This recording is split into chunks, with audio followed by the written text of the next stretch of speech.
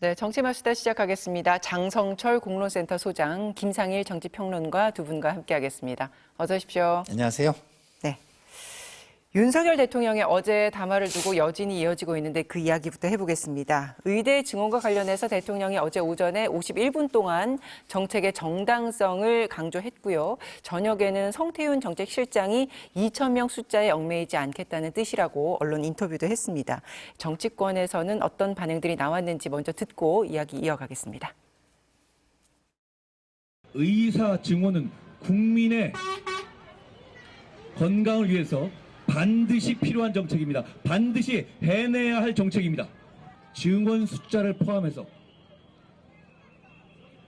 정부가 폭넓게 대화하고 협의해서 조속히 국민을 위한 결론을 내줄 것을 강력하게 요청드렸습니다.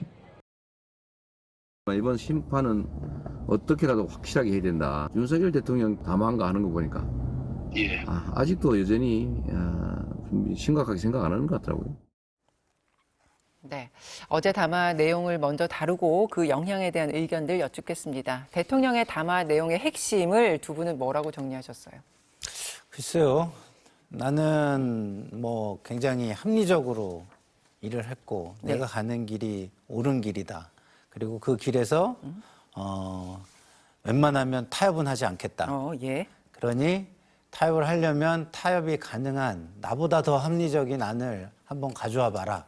뭐 저는 이렇게 요약한다. 들렸어요. 예. 요약하면. 예. 소장님은요? 그거 좀 알아주세요라는 것 같아요. 제가 어떤 정치적인 이해관계 계산, 선거의 유불리를 떠나서 저는 정말 국민의 생명과 안전을 지키는데 열중해 왔다. 그래서 내가 왜 이렇게 선택을 했는지, 왜 이 길을 계속 갈 수밖에 없는지에 대해서 대통령께서 좀 설명하고 싶어 했던 것이 아니냐 그런 생각이 드는데요. 어제 홍보석이 이제 백브리핑을 하면서 예. 오늘 대통령의 저 담화는 세 가지 내용이다. 첫 번째는 우리가 송구하다라는 말씀을 먼저 좀 드리겠다. 그리고 의대 정원 문제에 대해서는 우리가 유연성 있게 변경 가능하다. 합리적인 안을 좀 내놔라. 예. 이런 것이고 세 번째는 사회적인 협의체를 좀 구성해서 이 혼란을 좀 빨리 끝냈으면 좋겠다라고 설명을 해줬어요. 그래서 뭐 의대 정원 문제와 관련해서 대통령의 진정성까지 우리가 좀 폄하하거나 비판하는 것은 좀 무리가 있는 것이 아니냐라는 생각이 듭니다. 제가 어제 폄하 비판이라고 해서 제가 갑자기 훅 지금 올라오는데요. 아니 제가 김상일 평론가님 평론가 말고 이제 일각에서 나오고 일각에서, 있는 네. 이 해석들에 대해서 네. 조금 진정성을 알아줬으면 좋겠다라고 네. 정리를 하시는 건데 네. 제가 이거를 왜 시작하면서 두 분은 어떻게 해석하셨냐를 여쭙냐면 어제 핵심은 2,000명 이 증원에 대해서 명확한 메시지가 우리가 어떻게 해석해야 되는 것인가 언론에서도 제각각 다루기도 했고 또 네. 오늘 보수 언론의 사설에서는 그래서 2,000명이냐 아니냐 헷갈린다 이렇게까지도 나오고 있어서 이게 해석의 영역으로 또 넘어온 것인가 싶어서 두 분은 어떻게 핵심을 짚으셨는지를 여쭙고요. 저희도 헷갈리는데요. 그러니까 대통령께서 2,000명을 고수할 건지 예. 아니면은 정말 의료계에서 단일화된 합리적인 안을 내세우면 우리가 유연성 있게 협상을 해서 합리적으로 인원수를 조정할 수 있다라는 건지 조금 명확치는 않아요. 근데 어제 홍보석이 백브리핑을 하면서 뭐라고 그랬냐면 강경한 것은 아닙니다. 우리가 이것만 고집하지는 않겠습니다. 그러니까 제발 좀 의료계에서 좀 합의안을 좀 만들어 오십시오라는 건데 선거를 이렇게 좀 한 일주일 앞두고 열흘 앞두고 좀 너무 늦은 것이 아닌가 좀 그런 생각도 좀 듭니다. 그러니까 어제 담화 내용 중에도 있었고 오늘 복지부에서도 강조를 하고 있는 게 의료계에 더 타당하고 통일된 방안을 가져오면 얼마든지 논의를 할 수 있다. 지금 이 부분에 방점을 찍고 계속 강조를 하고 있어요, 정부는. 근데 이제 대화의 물꼬를 마련했다. 이런 평가가 있는가 하면 이 대목과 관련해서 의료계는 정부가 문제 해결 의지도 없고 능력도 없다. 이렇게 일축을 하고 받아들이고 있지 않습니까? 그래서 두 분은 이 대목을 대화의 물꼬가 튀어서 모든 가능성이 열려 있는 자세다. 이렇게 해석을 하시는 건지. 아니, 저는 어떻게 그렇게 보세요? 해석을 못 하겠는 게요. 딱 한 글자에 모든 게 함축되어 있는 거예요. 더. 예? 더 합리적이고. 그렇죠. 예. 정부가 힘도 가장 큰 힘을 가지고 있고요. 훨씬 뭐 비대칭적인 힘을 가지고 있고요. 정보도 훨씬 비대칭적인 정보를 가지고 있어요. 모든 것에 우월적이고 초월적이에요. 그런데 더 합리적이고 더 타당한 걸 가져와라?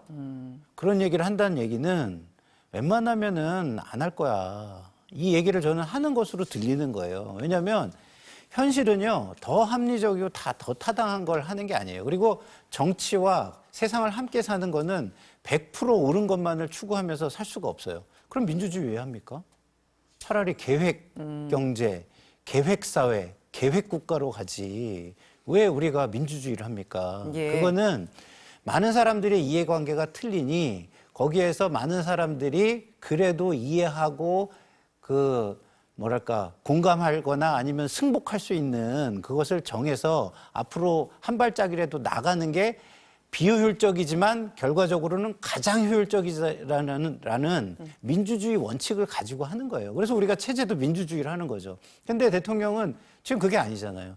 더 많은 권력과 정보와 모든 행정력과 모든 걸 가지고 있으면서 더 타당한 걸 가져와 봐. 이렇게 얘기를 하시잖아요. 이거는요, 제가 거의 들을 때는 거의 압박이에요, 압박. 뭐 그런, 내가 이렇게, 그 합리적이고 타당한 걸 냈는데 더 타당한 거 낼 수 있어? 예. 그 논의가 더 이상 안 되죠. 그게 아니라 제가 이렇게 최선을 다해서 이렇게 타당성도 최선을 다했고, 그 다음에 근거도 최선을 다했습니다만, 그럼에도 불구하고 이게 지금 상황에, 현실에, 내지는 국민의 마음에 흡족하지 않고 지금 현실에 완전하게 맞아떨어지지 않는 부분도 있는 것 같으니 그런 부분에 대해서 제가 마음을 열고 논의를 하겠습니다. 네.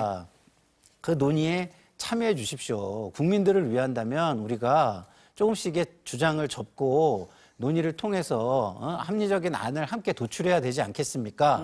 이런 호소와 설득을 해야죠. 본인이 지금까지 다 잘했는데 뭘 잘못했어. 그러니까 더 좋은 안이 있으면 한번 가져와 봐. 이런 식으로 대화가 가능할까요? 그러니까 이게 표현의 문제입니까? 아니면 정말로 이제 정책의 고수를 하겠다는 게 입장이 좀 더 명확하다는 데 방점이 찍혀 있는 겁니까? 표현도 좀 문제가 있었던 것 같고요. 어떤 일처리의 선후 관계가 조금 좀 바뀐 것이 좀 안타까운 부분이 있어요. 그러니까 처음에 이 상황을 처음에 대통령께서 말씀하셨으면 좋았을 것 같아요. 자, 의대 정원 확대해야 됩니다. 우리 소통합시다. 합리적인 안을 좀 더 만들어 봅시다. 우리 머리 맞대고 사회적인 협의체 만들어 보고 국민을 위한 최선안을 내봅시다. 라고 해서 국민들의 지지 명분을 좀 만들어 갔어야 하는데 처음에 발표해놨어요. 물론 37번의 의료계와의 대화는 있었다고 했지만 그건 저희가 알 수가 없는 상황이었죠. 근데 처음에 발표하시고 의료계에서 반발하니까 그래? 그러면은 우리 뭐 면허 취소할게. 그럼 교수들 사표 낼 거야? 사표 받아줄게. 이거 잘못하면은 그냥 우리 압수수색하고 수사할 거야, 조사할 거야. 이런 식으로 막 밀어붙이니까 의료계에서도 이건 뭐냐 이렇게 나온 거겠죠. 그래서 처음에 지금과 같은 모습을 보여줬으면 얼마나 더 좋았을까라는 좀 생각이 드네요. 그러니까 의료계에서는 조건부 협상을 제시하는 것에 진정성이 없다라고 네. 받아들이는 것 같고요. 그래서 의료계의 공이 지금 넘어간 것인지, 그래서 결국에는 총선 전에 정부와 의료계가 한 테이블에 앉는 모습을 국민들은 지금 바라고 있는 것일 텐데 그 가능성은 어떻게 보세요? 그러니까 제가 그래서 계속 말씀을 드리는 거예요. 당신들이 더 타당한 거를 해와 봐라 하면은 시간도 필요하고 인력도 필요하고 필요한 게 좀 많겠습니까? 근데 정부가 그런 거 우리가 할 테니까 그럼 와가지고 같이 논의를 합시다. 그러면은 필요한 정보도 우리 행정부가 갖다 주고 국회에서 논의할 때도요. 뭐가 궁금한 게 있으면 정부가 다 준비해 와요. 뭐 전 세계 사례라든가 아니면 우리 그 나라의 통계라든가 뭐 전 세계의 통계라든가 아니면 뭐 그 유명한 사람들의 어떤 뭐 의견이라든가 이런 걸 뭐 수집하라 그러면 정부가 다 해주고 그러니까 논의가 빨라지는 겁니다. 궁금한 거. 왜냐하면 의사들은 그 분야에 일하기 때문에 웬만한 건 정보만 있으면 다 판단할 수 있는 정보 그 전문성이 있는 거예요. 예. 그러면 거기에 비해서 그러면은 또 이해관계는 또 다를 수 있는 거니까 정부가 하는 거는 이해관계가 다른 사람들을 또 모으는 거죠. 야당도 들어와라. 그리고 환자나 이런 소비자 쪽에서도 들어와라. 그리고 뭐 사회의 원로나 어르신들이 있으면은 그 중에서도 좀 이렇게 품격 있고 이런 분들은 좀 들어와서 이거를 좀 보면서 좀 합리적인 방향으로 갈 수 있게 좀 중재 역할도 해주죠. 이래가지고 이걸 모으는 거거든요. 근데 정부가 그런 자세로 사람들을 초빙하고 모으려는 게 아니라 더 좋은 거 있으면 가져와 봐. 이거는 제가 볼 때는 그냥 책임을 회피하기 위한 떠넘기기 수준으로 뿐이 안 보이는 거죠. 네. 그러니까 어제 담화로 의료계의 반응이 더 냉랭해진 게 현실인데요. 어떻게 더 지금 꼬여가는 거예요? 그렇게 볼 수밖에 없죠. 왜냐하면 의료계에서는 이거 지금 의대 정원 확대가 아니라 축소나 현상 유지가 답이다. 이런 식의 지금 입장을 내보이고 있거든요. 그렇다면 원점으로 되돌아가는 거예요. 저는 윤석열 대통령이나 윤석열 정권이 이 의료인 양성에 있어서 정원 확대 부분을 이렇게 좀 거칠게 밀어붙이는 부분은 어느 정도 이해가 돼요. 왜냐하면 박근혜 정권 이후로 이것을 몇 번 사회적인 합의를 통해서 의대 정원 확대를 하려고 했는데 다 실패했어요. 지난번 뭐 문재인 정권 때도 그냥 의사들 반발을 하니까 못했잖아요. 그러니까 이번에 많은 국민들께서 의대 정원 확대 찬성하시니까 우리가 좀 더 밀어붙이면은 이거는 크게 반발 없이 우리가 이를 이룰 수 있겠다. 그럼 국민이 박수 쳐줄 거야. 그러면은 총선에 우리가 좀 유리하겠지. 이러한 생각이 있었던 것 같은데 좀 국민의 여러 가지 동의와 명분 이것을 만들어 나가는데 약간 기술적인 부분에서 좀 부족하지 않았느냐라는 좀 생각이 들고요. 공이 의료계로 넘어간 것이 아니라 주도권이 의료계로 넘어간 것 같아요. 이제는. 그래서 의료계에서 어떻게 선택을 하느냐에 따라서 이 의대 정원 문제가 자칫 잘못하면은 용두삼이 흐지부지 될 가능성도 있어 보인다. 오히려 입지가 정부의 입지가 더 좁아졌다. 좁아졌어요. 이렇게 보시는 네. 거예요. 그러니까 대통령실에서도 이 담화를 할지 말지 그리고 내용을 어떤 톤으로 할지를 놓고 일요일 내내 갑론을박을 벌였다는 후문인데 어제 그러면 담화의 형식과 메시지 톤은 결국에는 대통령의 결단으로 결정이 됐을 겁니다. 네. 그렇죠. 그러면 대통령의 이 결단 배경은 뭐라고 보시는지 그리고 어떤 기대 효과를 대통령은 상정을 했다고 생각하시는지요? 대통령이 그동안 어떤 일을 밀어붙이는 방식을 보면 본인이 어떤 사안에 대해서 그 생각을 해가지고 뭘 내가 굉장히 깨달았다 그러면 갑자기 지적 우월감에 확 빠져버리시는 것 같아요. 그럼 평론가님의 이제 생각이신데. 네, 제 생각에. 예. 그러니까 모든 걸 옳고 그름으로 나눠가지고 생각하려고 그러는데 저도 20년 정책을 만들어보고 수정도 해보고 민원도 해결해보고 했거든요. 인간사를 해결하는데요. 100% 완벽한 건 없더라고요. 정책도 100% 완벽한 건 없어요. 그리고 시간이 바뀌면 우리가 변증법적으로 세상이 흘러간다고 하잖아요. 완전 정의였던 것도 반이 돼버려요. 그런 정도의 어떤 그 함께 사는 세상에서 본인이 조금 뭘 알 것 같다고 생각해가지고 이게 나는 뭐 완전히 이게 타당하고 완전히 근거가 있다 이렇게 생각하시는 건 너무 지나친 우월감인데 이거를 그런 게 있다고 하더라도 나는 정치인이다 이렇게 생각하고 국민을 받든다 이런 태도가 있다면 이렇게 못 하시죠. 그런 태도를 가지고 한다면은 국민들이 지지해주고 박수 쳐줄 때 이걸 해결하기 위해서 아까도 제가 말씀드렸지만 적절한 타이밍에 예. 이걸 진짜 해결할 수 있는 그 협의체 같은 걸 만드셨어야 돼요. 야당도 끌어들이고 그다음에 사회 각계 사람들도 끌어들여가지고 다 함께 그러면은 이거 우리가 이거 굉장히 최적 아닌데 의사 그 의료계에서 반발하니까 그러면 다 같이 모여서 하자. 의료계만의 문제가 아니지 않느냐. 그리고 그때 그걸 했으면 제가 볼 때 이 의료계 개혁은 국민의 지지가 굉장히 강한 분야였어요. 처음에. 근데 그러지 않고 계속해서 일방적으로 의사들을 뭔가 이렇게 누르고 코너로 몰아가고 이런 모습만 보이다 보니까 국민들 입장에서는 저렇게 해도 되는 거야? 그 의사들 우리가 굉장히 기득권이고 뭐 문제가 많다고 생각했는데 저렇게까지 하는 게 맞는 거야? 라면서 동정론이 생긴 거 아닌가 이런 생각이 들고요. 요번 담화도 저는 답답한 게 예. 아까 우리 장성철 소장님이 말씀하신 것처럼 새로 된 그 임태훈인가요? 그 의협 회장이 오히려 그 정원을 줄여야 되고 예. 그리고 뭐 정부 관료를 파면해야 되고 이런 식으로 굉장히 오만하게 나왔잖아요. 그러면은 그걸 타이밍 잡아가지고 잘 활용했으면 국민들 입장에선 야 의사들 쟤들은 안 되겠네. 조금 상황이 변했다고 해가지고 저렇게 또 나온단 말이야. 아마 이렇게 또 궁지에 몰렸을 수도 있다고 저는 보거든요. 예, 알겠습니다. 신입의협 회장은 임현택 회장이요. 네. 그리고 제가 아까 제가 여쭤봤던 게 그렇게 갑론을박이 오가면서까지 이 대통령 담화를 할지 말지를 고민했다는 건 여권 내에서 지금 총선이 너무 어렵다 이런 여론들이 모아졌고 그게 대통령실에 전달이 됐기 때문일 텐데 그러면 사실은 이 시점에 이 담화를 내놨을 때는 그런 요구를 받아들여서 그 기대 효과를 충분히 낼 수 있는 방향으로 진행이 진행이 됐어야 되는 것 아닌가라는 지적이 이어지는 것 같아요. 앵커님께서 정확하게 지적을 해주셨고요. 두 가지의 여러 가지 의견들이 있었던 것 같습니다. 한쪽은 대통령님 이것 때문에 여권의 지금 선거 분위기가 상당히 안 좋습니다. 그러니까 좀 일단 사과하시고 약간 뒤로 물러나시고 좀 대통령님의 진정성 있는 모습을 좀 보여주는 게 좋겠습니다. 사과가 위주가 돼야 됩니다. 라고 하는 측과 안 됩니다. 이건 왜 사과합니까? 대통령 사과하시는 순간 이거 의대정원 확대 완전히 물거품됩니다.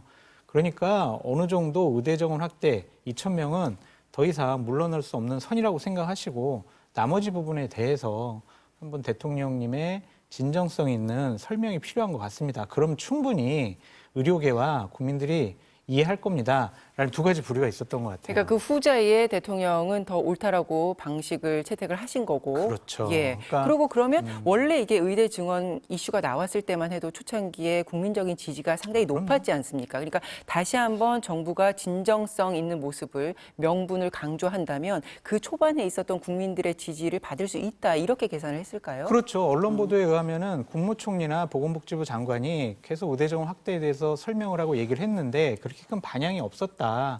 의료계에도 그렇게 큰 설득력을 발휘하지 못했다. 그러니까 대통령이 직접 나서서 설명하는 것이 이 사건을 해결하고 종지부 찍는데 가장 중요한 포인트가 될 거다라고 판단했다라는 언론 보도가 있습니다.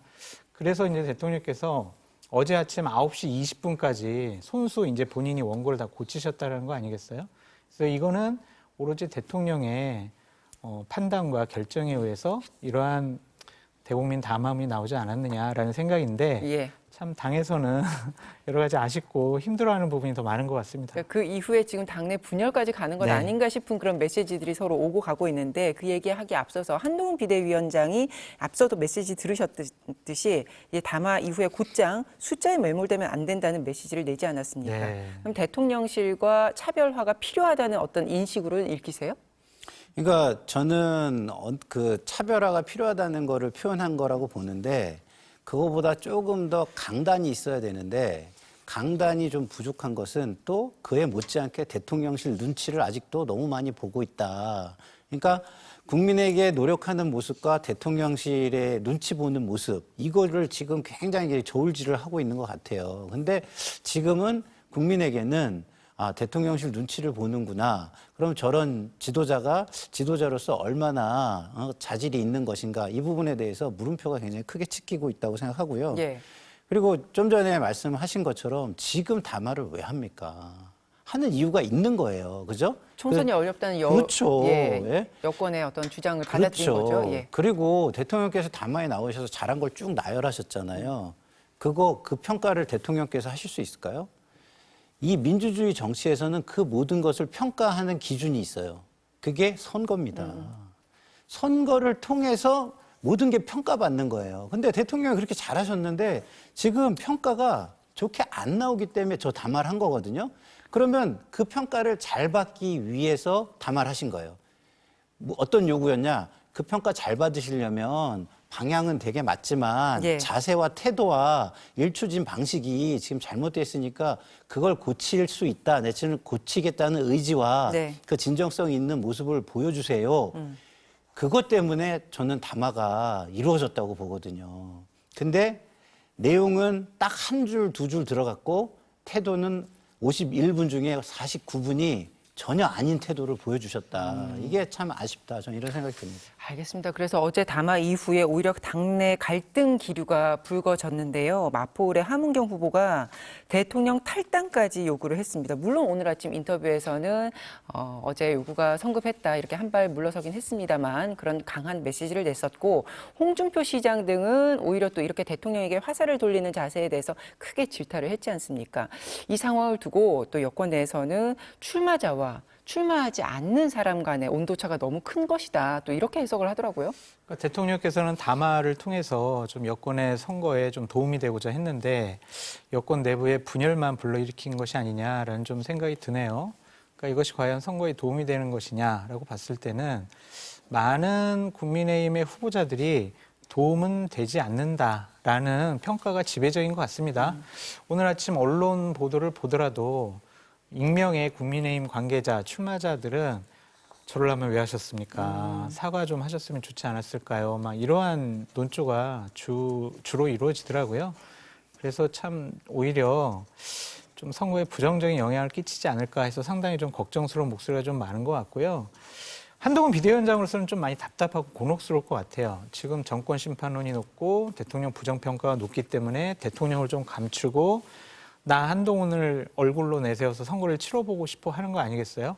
그래서 어제도 막 부산 지역 다니면서 이런 얘기를 해요. 정부 여당 부족한 점 말해주시면은요, 제가 목숨 걸고 얘기할게요. 저에게 한 번도 기회 준 적이 없지 않습니까? 저를 이렇게 사라지게 두실 겁니까? 이렇게 뭐 호소하고 읍소하는 거잖아요. 네. 대통령께서 대파 사건 때도 갑자기 나오시고 이 의료계 정원 확대에도 나오셔가지고 여당을 좀 힘들게 하는 거 아니냐, 그러한 답답함의 표현을 의원들과 한동훈 비대위원장이 말하고 있다, 이렇게 볼 수밖에 없겠습니다. 이 여당 네. 내의 이 갈등은 이걸로 이제 잠잠해질까요? 어차피 총선이 지금 8일밖에 남지 않았으니까 지금 네. 확 불붙는 듯한 어제 그런 메시지들이 오갔는데 네. 어떻게 될까요?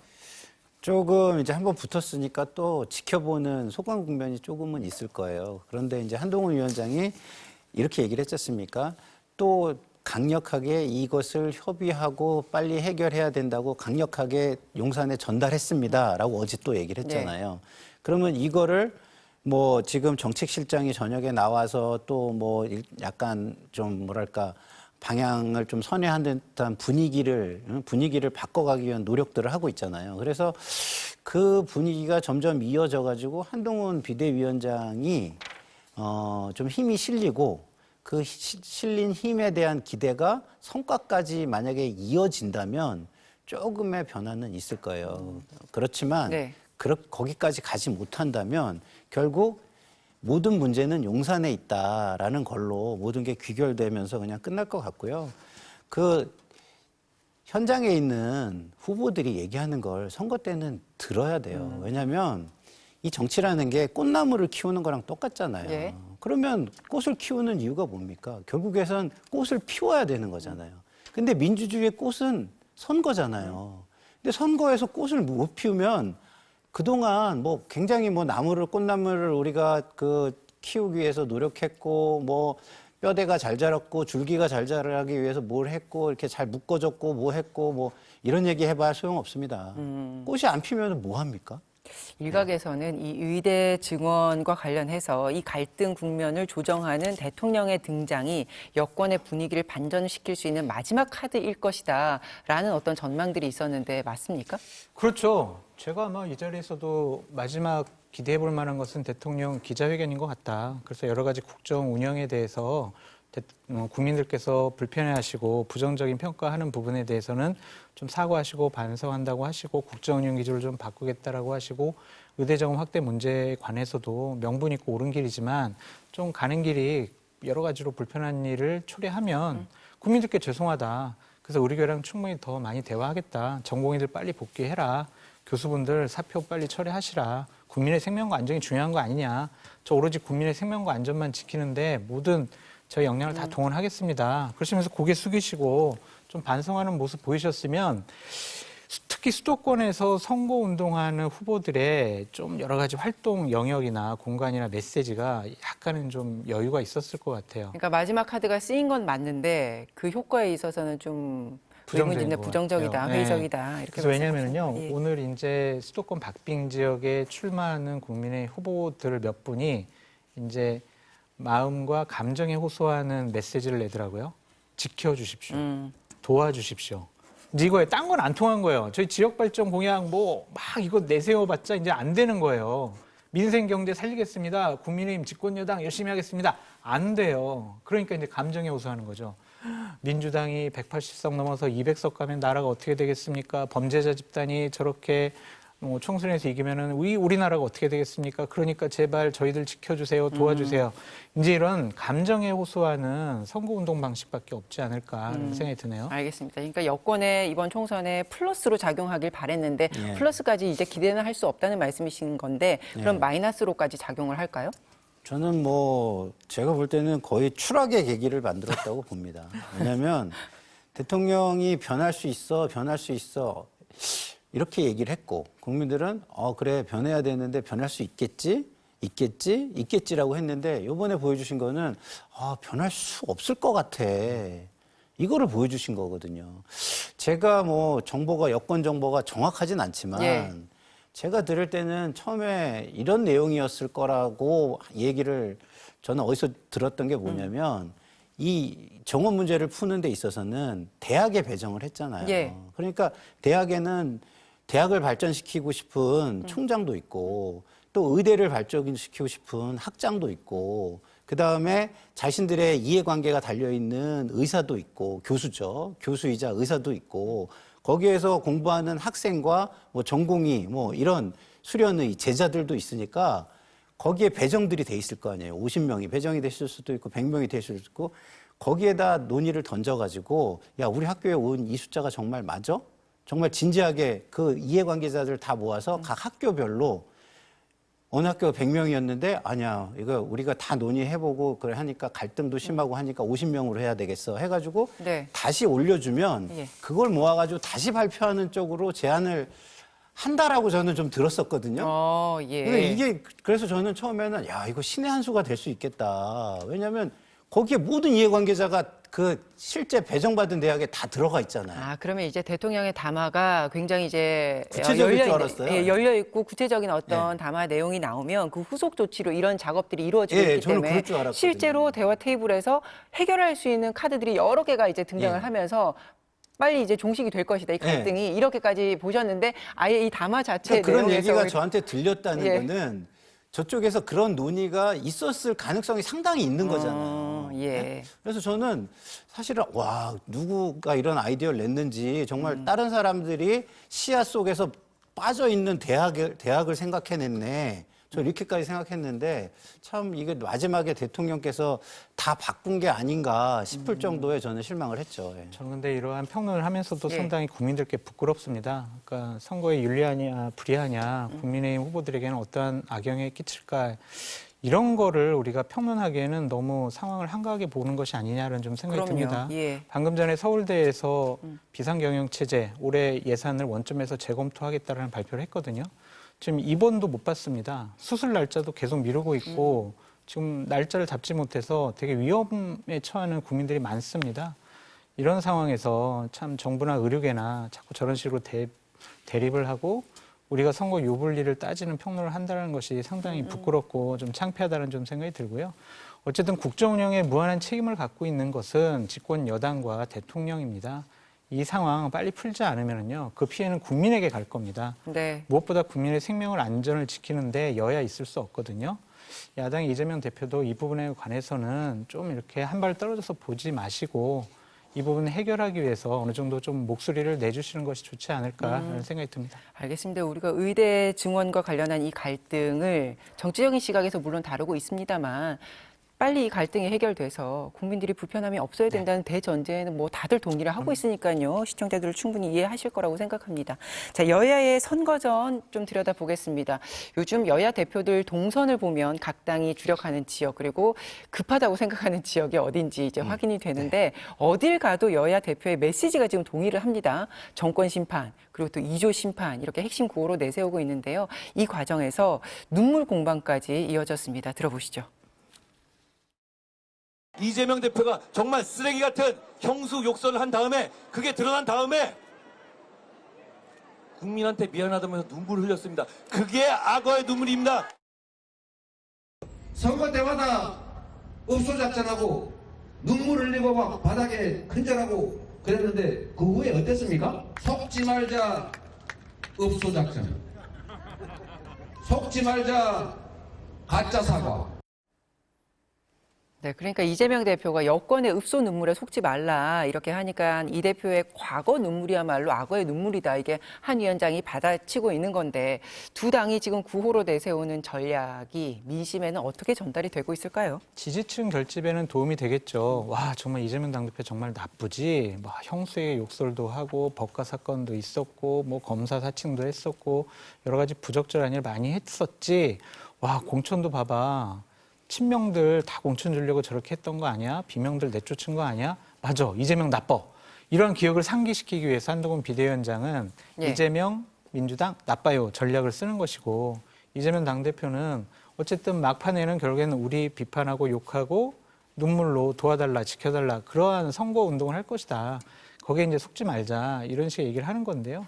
이것이 뭐 중도층에 그렇게 좀 큰 소구력이나 영향력이 있다고 보기는 어려울 것 같고요. 좀 지지층을 조금 더 흥분시키고 분노감을 높여서 투표장에 나오게 하는 그런 집토끼 전략이 아닌가라는 생각이 듭니다. 둘 다 효과는 있겠죠. 예. 둘 다 저는 효과는 있다고 생각하는데 중도층은 순서를 정해놓은 거예요. 그러니까 이번 선거에는 효과가 있는 건 정권 심판인 거고요. 예. 2조 심판은 그걸 해결하고 난 다음에 효과가 있는 거죠. 그러니까 지금 여권이 이기려면은요. 지금 중도층 국민들이 먼저 해결할 거를 정해놓은 상황에서 그걸 흔들지 않으면 안 됩니다. 국민들이 이렇게 생각하는 거예요. 지금 우리에게 급한 거는 정권 심판이야.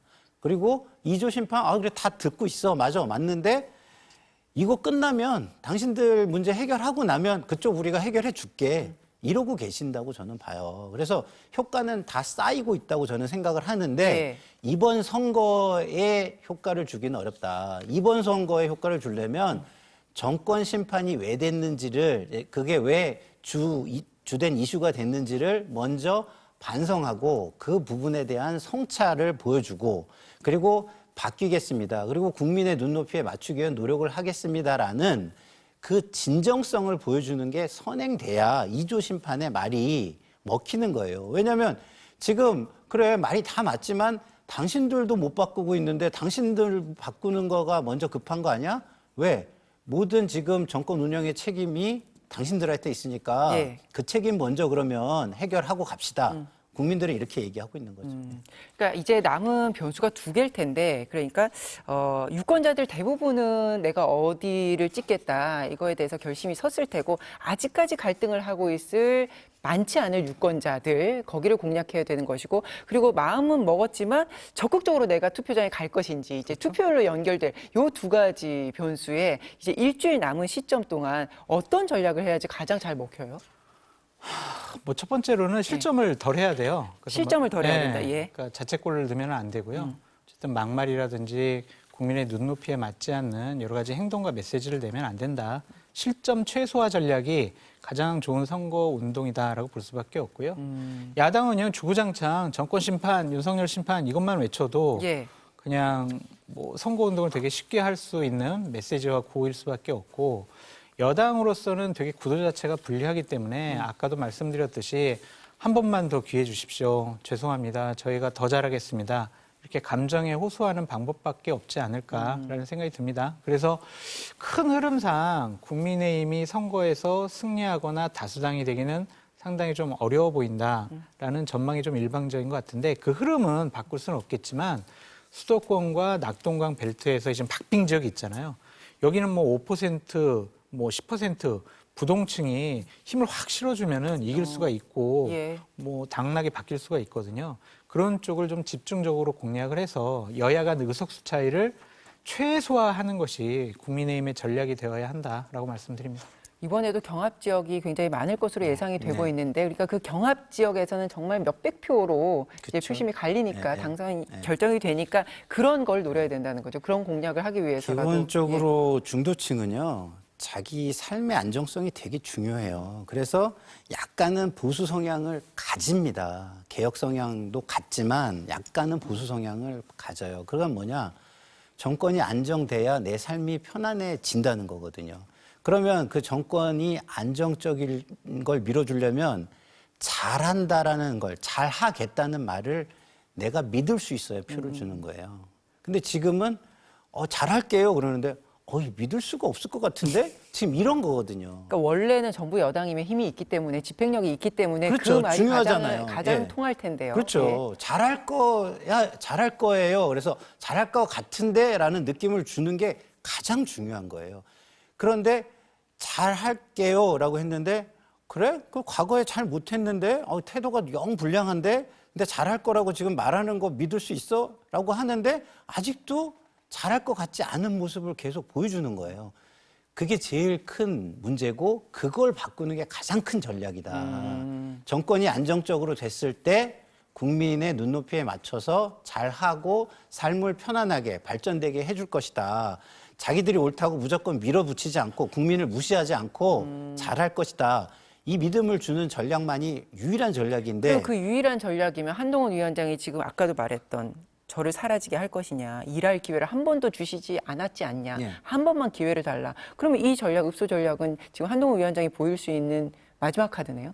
읍소 전략만으로는 안 되죠. 제가 그래서 아까 말씀드린 게 대통령이 잘못하면 내가 무릎을 꿇든 아니면 저항을 하든 어떻게든 해가지고 이 상황을 해결할 수 있는 강단도 있습니다. 그러니까 이후의 상황은 이렇게 절대 흘러가지 않습니다. 과거와 똑같이 흘러가지 않습니다. 라는 걸 보여줘야 되는 거죠. 그러니까 잘할 수 있다, 기회를 달라. 하지만 그걸 믿을 수 있는 근거를 행동으로 보여줄 필요가 있다. 그렇죠. 그것만 보여주면요. 그다음부터 뭐가 보이겠어요. 저도 민주당이라 죄송스럽긴 한데 민주당에 수많은 악재가 있잖아요. 그 수많은 악재가 과거 선거 같으면요. 선거판을 흔들 만한 것들이 꽤 됩니다. 제가 볼 때. 아, 그래요? 그거 근데 이제, 예. 그런 것들이 지금 하나도 안 먹히잖아요. 그럼 자, 민주당 이야기 그거 다룰 거고요. 안 그 전에 다루면 안 될까요? 국민의힘 상황부터 이야기를 좀 해보겠습니다.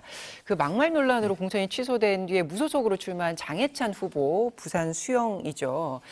국민의힘 정영욱 의원 후보에게 단일화 네. 하자 이 경선을 제안했는데 정 후보 측에서는 일축한 것 같더라고요. 그러니까 이거는 가능성이 없다고 봐야 되나요? 그렇죠. 그러니까 단일화를 통해서, 그러니까 여론조사 단일화를 통해서 후보가 결정되기는 어려울 것 같다는 좀 생각이 들고 남아있는 방법은 장해찬 후보가 그냥 제가 선당우사 정신 다시 한번 발휘하겠습니다. 뭐 그래도 우리가 민주당에게 의석을 내주는 것은 막아야 되지 않겠습니까? 라는 대승적인 결론을 내려야 되지 않을까 그런 좀 생각이 들어요. 근데 장 후보가 오늘 아침에 인터뷰한 것을 보면 그렇게 물러날 의사는 전혀 없음을 확실히 했던데요. 그러니까 현재 상황으로 보면 장해찬 후보가 끝까지 완주하겠다는 의지는 상당히 강력하게 표명을 하고 있는데 좀 정치는 길게 내다봐야 되잖아요. 좀 젊은 정치인 아니겠습니까? 대통령의 1호 참모기도 하고 그런 분이라면 좀 당을 먼저 생각하는 모습을 보여줘야 나중에 기회가 있지 않을까라는 좀 생각이 듭니다. 만약에 장해찬 후보가 끝까지 완주를 했어요. 네. 그래서 그 수영이라는 동네가 한 번도 민주당에게 의석을 내준 적이 없는데 이번에 민주당 후보가 당선이 됐어요. 그럼 장해찬 후보는요. 탈당해가지고 무소속 출마해가지고 민주당에게 의석수를 뺏기게 한 장본인이다. 그때 되면 이제 정치적 명분까지 잃어버린다. 이후에 정치하기가 상당히 힘들어지는 거예요. 그럼 그래서 정 후보 측에서는 이 제안을 왜 일축했을까요? 이 지역만큼은 아무리 우리가 지금 3파전으로 가도 민주당한테 뺏기지는 않는다. 뭐 이런 자신감이 있는 걸까요? 그런 거보다는요. 일단은 본인이 국민의힘의 후보로 나온 이유가 뭡니까? 장해찬 후보가 공천 자격이 취소된 거잖아요. 다시 말해서 국민의힘이 단일화에 나선다는 건 장해찬 후보의 공천 자격을 다시 인정해 주겠다는 거랑 똑같은 거예요. 이건 자기 모순이죠. 그러니까 저는 뭐 이성적인 판단을 하는 사람은 거절하는 게 너무너무 당연한 모습이라고 저는 보고요. 그리고 또 두 번째로는 뭐 그걸 했을 때에 경선에서의 유불리도 따져봤겠죠. 예를 들어서 장해찬 후보가 경선하면 단일 후보로 될 수도 있다라고 그렇죠. 생각을 하는 걸까요? 그게 그러니까 용산이 뒤에 있다라고 의심을 한다면 저거 받을 수 없죠. 왜냐하면 대통령의 지지가 거기 있다라고 의심하면 받을 수가 없는 거예요. 근데 뭐 여론조사나 이런 걸로 경선을 하는데 대통령의 지지세가 뒤에 있다고 한들 지금 그 경선에는 당장 영향을 미친다고 보세요? 그거는 알 수가 없는 게요. 지금 장해찬 후보가 인지도가 상당히 있는 후보잖아요. 예. 근데 정영국 후보인가요? 그분은 정영욱. 후보인가요? 그분은 저도 별로 들어본 적이 없는 분이에요. 그렇기 때문에 일반인들은 그 인지도가 굉장히 중요합니다. 인기 투표 비슷하게 나올 가능성이 또 상당히 있어요. 그렇기 때문에 예를 들어서 이러면 되겠죠. 우리 강북을 선거처럼 감점, 뭐 과거에 문제 있었던 거 다 감점해가지고 한 50% 감점 이런 걸 만든 다음에 들어가면 아마 정현욱 후보도 받겠죠. 네. 알겠습니다. 그 민주당 후보들과 힘겨운 싸움을 좀 벌이고 있는 지역구 국민의힘 후보들이 개혁신당 후보들과 단일화하는 것을 고려하고 있다. 뭐 이런 얘기들이 솔솔 나오고 있지 않습니까? 대표적으로 영등포갑에서는 김영주 후보랑 허은하 후보, 또 용인갑에서는 이원모 후보랑 양양자 후보, 뭐 이런 대표적으로 거론이 되고 있는데 일단 개혁신당 이 당 측에서는 뭐 그런 거 고려하지 않는다 이렇게 선을 긋고 있는데 후보 개인적으로라도 단일화 가능성은 열려 있다고 봐야 됩니까? 닫혀져 있어요. 없어요. 그럴 가능성은 없다. 네, 만약에 이런 데서 단일화를 하게 되면은요, 개혁신당의 비례 정당 투표에서 상당히 이제 불리할 수밖에 없을 것 같아요. 그러니까 찌그러지러 나갔다라고 하더라도, 뭐야, 단일화했어? 국민의힘 후보랑? 그러면 아마 정당 투표에 받는 여러 가지 득표율이 낮아질 가능성이 있고, 또 하나 문제는 이 두 지역이 문제가 아니잖아요. 네. 결국에는 이준석 대표가 출마한 지역이 문제라고 보여집니다. 그러면은 거기서 국민의힘 후보가 양보를 할 수가 있을까요? 그렇기 때문에 이게 단순히 덧셈 뺄셈 산수가 아니라 복잡한 함수, 미적분이 포함된 함수예요. 그래서 이건 도저히 지금 며칠 투표율 사전 투표도 얼마 남지 않았는데 네. 이것은 그냥 한번 아이디어 차원에서 누군가가 얘기한 것일 뿐 실현 가능성은 없어 보인다라고 말씀드립니다. 그래요. 그러니까 이준석 그 후보도 지금 후보니까 이준석 후보도 이런 단일화 가능성에 대해서 이게 표가 그대로 더하기로 결론이 나는 게 아니지 않냐. 이게 합함으로써 나에게 빠져나가는 표를 생각하면 이거는 있을 수 없는 일이다라고 하던데 단일화 가능성은 그냥 없는 걸로 봐야 되나요? 저도 이 지역들에서는 저는 별로 없다고 봐요. 근데 저는 이준석 후보가 있는 지역에서는 그나마 그래도 좀 저는 있다고는 보거든요. 한정민 후보랑 이준석 후보가 단일화할 수도 있다? 단일화 하면은. 왜냐하면 거기는 지지율들이 만약에 합쳐지면 비슷비슷하잖아요. 근데 이준석 대표는 이게 싱크로율이 굉장히 적기 때문에 별로 효과 없다 이렇게 얘기하는데 저는 그거는 이준석 후보가 너무 정치를 간명하게만 보려고 해서 그러는 것 같아요. 왜냐하면 유권자들은 전략적 투표라는 것도 하거든요. 전략적 투표라는 것도 하기 때문에 국민의힘의 지지자들이 모두 다 강성 지지자만은 아닐 거 아니에요. 그럼 강성 지지자 외에는 전략적 투표라는 걸 합니다. 그러니까 그거를 감안하면 강성 지지층이 만약에 한 반이다라고 하면 반은 올 거 아니겠습니까? 그걸 기반으로 또 어느 정도 상승세를 타면 또 나머지 강성 지지층도 또 그래 그나마 그래도 민주당에는 표를 줘서 뭐 200석을 넘겨가지고 우리가 아무것도 못하는 상황은 할 수 없지. 이런 전략적 사고도 할 수도 있잖아요. 그런데 그 지역 외에 허은하 후보 지역이라든가 양양자 후보 지역은 너무 차이가 많이 나요. 그래서 여기는 현실적으로 저는 가능성이 없고요.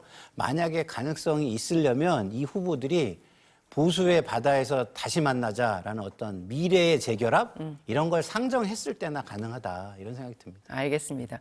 그 국민의힘 이야기 마무리하면서 유승민 전 의원이요. 지금 당으로부터는 별도의 요청이 없었음에도 지지율 비상이 걸렸다고 판단이 되는 어떤 지역구들을 개인적인 자격으로 지금 후보 지지를 하고 유세를 하고 있는데 이게 개별 지역구를 넘어서 중도층 전체 표심에는 어떤 영향을 미칠 여지가 있을까요?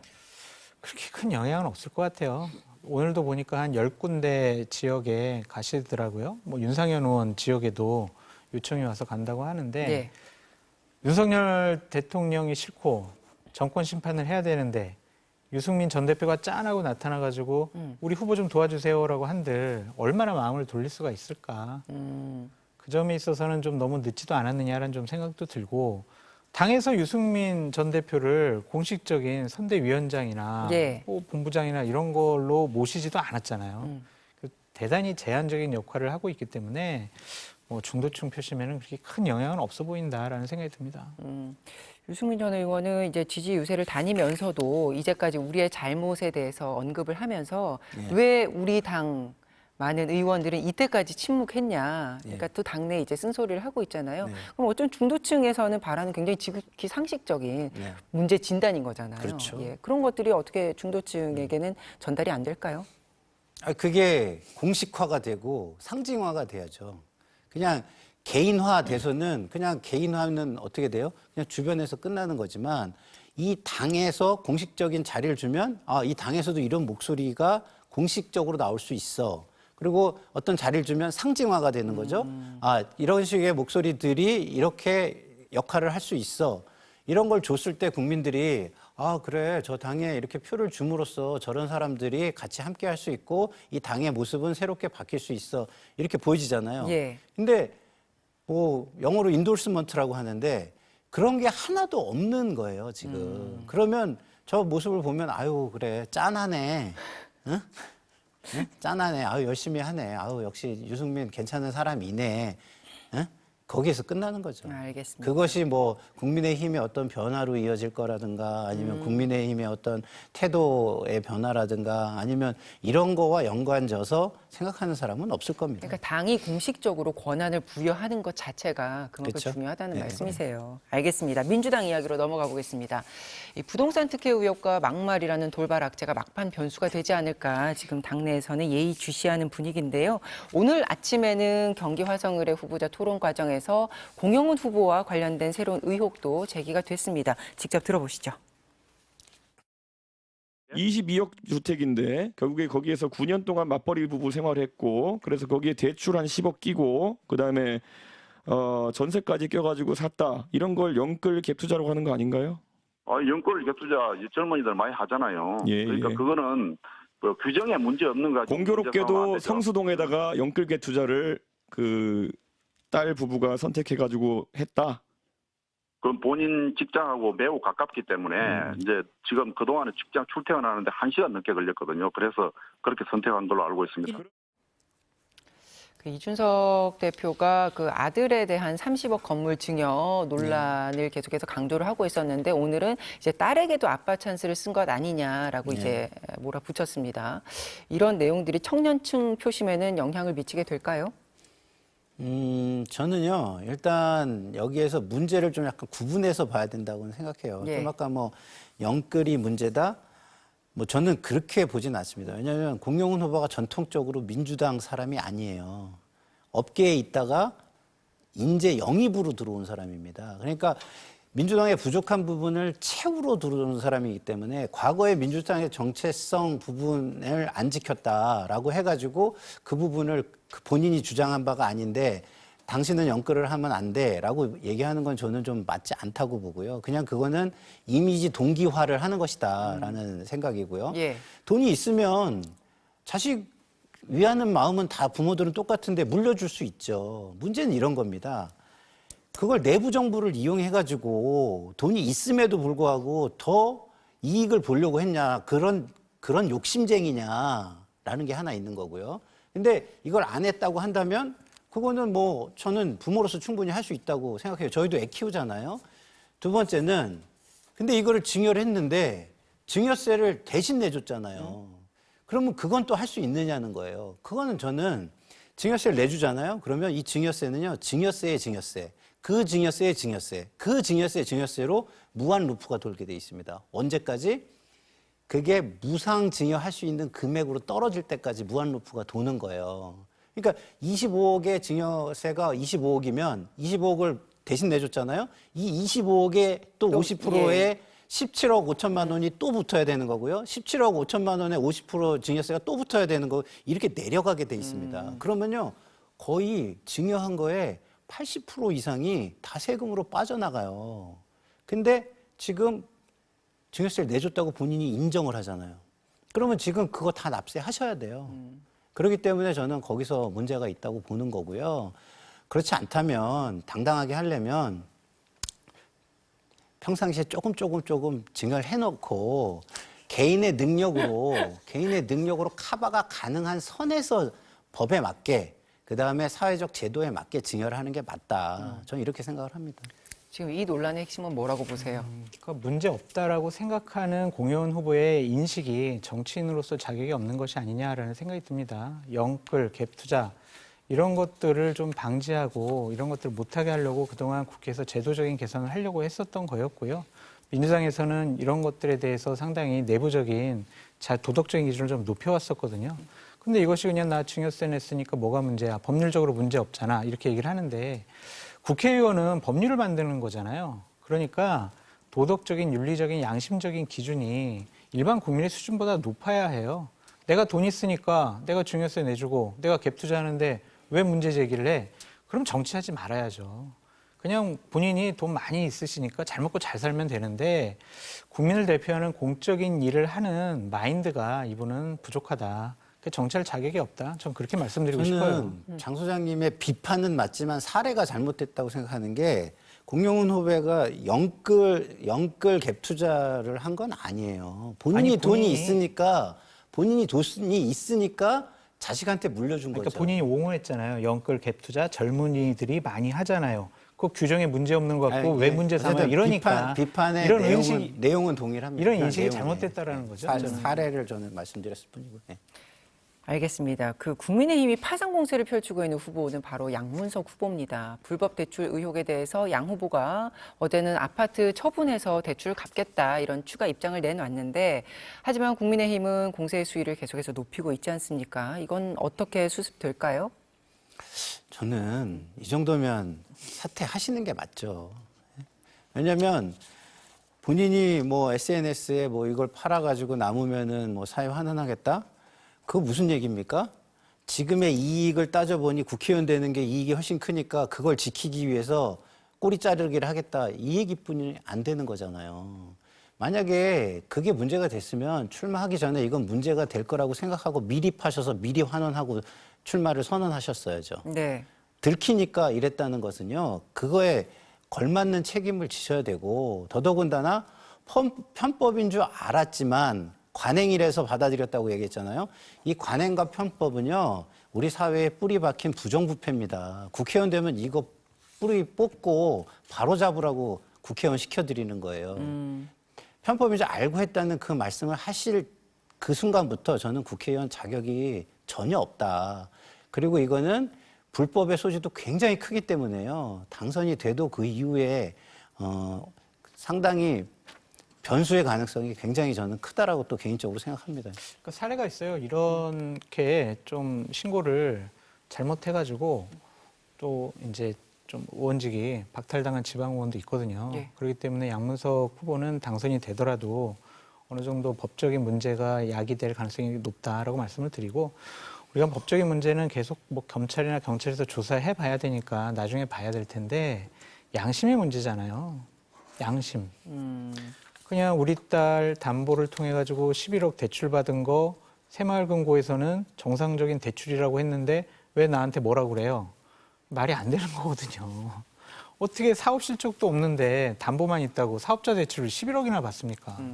이거는 분명히 따져봐야 될 문제고 5월 30일 날 국회 본회의장에서 새롭게 당선되는 국회의원들은 선서를 합니다. 뭐라고 하냐면 저는 양심에 따라 국회의원직을 성실하게 수행을 할 겁니다. 라는 선서를 해요. 양문석 후보님 양심이 있는 것인지 한번 되묻고 싶습니다.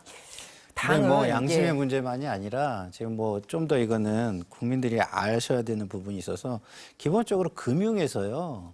이런 식의 대출을 하는 건 대부분 정책금융 사이드인 거예요. 그러니까 정부에서 새마을금고에게 특별하게 정책적인 어떤 배려를 해줘가지고 여긴 이렇게 써라고 했거나 아니면 요건 쓰니까 이자를 낮게 하는 부분은 국가에서 2차 보전, 이자 부분은 해결해 줄게 하거나 이런 것들이 저는 대부분 있는 돈이라고 봐요. 그러니까 소상공인 사업자들한테 이게 가라고 정할 수가 있는 거예요. 안 그러면 새마을금고 입장에서는 민간인데 돈을 더 벌기 위한 대출을 하지 그런 정책적인 대출을 할 이유가 없잖아요. 알겠습니다. 그러면 여기에는 온갖 불법적인 의혹이 굉장히 존재할 수밖에 없는 겁니다. 그래서 이제 갖가지 의혹이 있는 거고 네. 국민의힘에서는 이제 고소 고발을 하고 있으니까 이 부분 이제 법적으로도 들여다봐야 되는 부분이긴 한데 민주당의 이제 입장입니다. 민주당은 이제 후보 개인의 문제, 개별적으로 대응할 문제, 일단 무대응 방침을 갖고 있는 것 같아요.